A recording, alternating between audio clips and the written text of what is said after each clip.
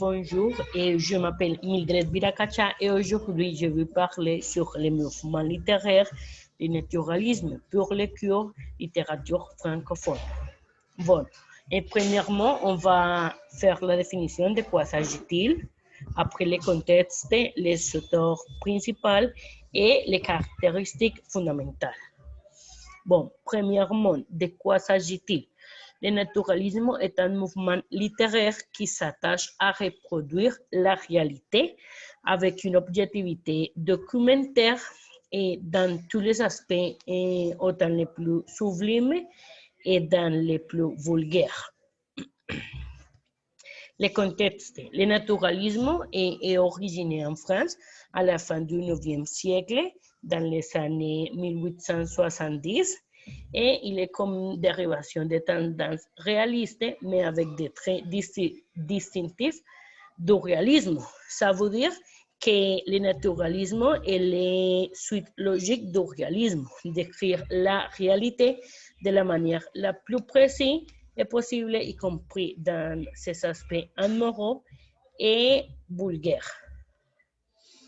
Qui sont les principaux auteurs? Les principaux auteurs de ce mouvement littéraire et Émile Zola, il est le père, le fondateur et le principal représentant du naturalisme.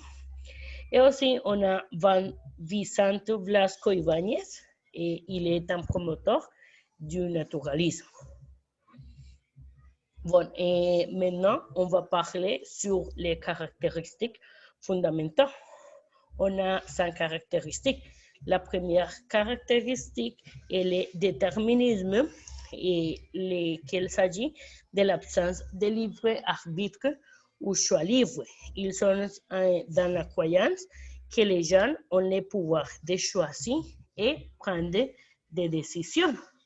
La deuxième caractéristique, c'est le pessimisme, et il est en conséquence directe du déterminisme, dans lequel, par exemple, si un personnage est né dans un environnement de pauvreté, probablement dans le contexte du naturalisme, c'est qu'il meurt toujours dans la pauvreté.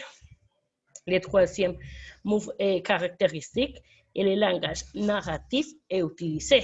Ça veut dire que le langage est influencé par l'environnement et les contextes sociaux auxquels appartiennent les personnages.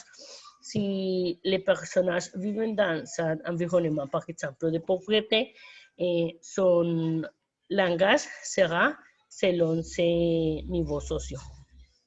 Le quatrième, c'est les conditions humaines influencées par l'héritage. Ça veut dire que les naturalistes s'intéressent à l'héritage. Et ça veut dire que la génétique est à la nature humaine. Les caractéristiques des parents peuvent passer à la génération suivante et déterminer l'avenir d'une personne selon son héritage. Ça veut dire que si le père est pauvre et les fils, il sera aussi pauvre. Et finalement, on a le rejet du romantisme. Ce mouvement était doté de nostalgie et de réveil et liberté. Ce qui rejette par le naturalisme en choisissant de capturer les situations telles que se produisent et non parce qu'elles pourraient d'être. Et finalement, on a un extrait de la préface de la 11e édition de Thérèse Raquin en 1868, dans lequel Émile Zola explique qu'il est du devoir de la littérature se faire scientifique. On va les lire. J'en suis donc parvenu à ce point. Le roman expérimental est une conséquence de l'évolution scientifique du siècle. Il continue et complète la psychologie, qui elle-même s'appuie sur la chimie et la physique. Il substitue à l'étude de l'homme abstrait de l'homme métaphysique. L'étude de l'homme naturel soumis aux lois psychochimiques est déterminée par les influences du milieu. Il est un mot la littérature de notre âge scientifique, comme la littérature classique et romantique correspondu à un âge de scolastique et de théologie. Merci, c'est tout pour la vidéo.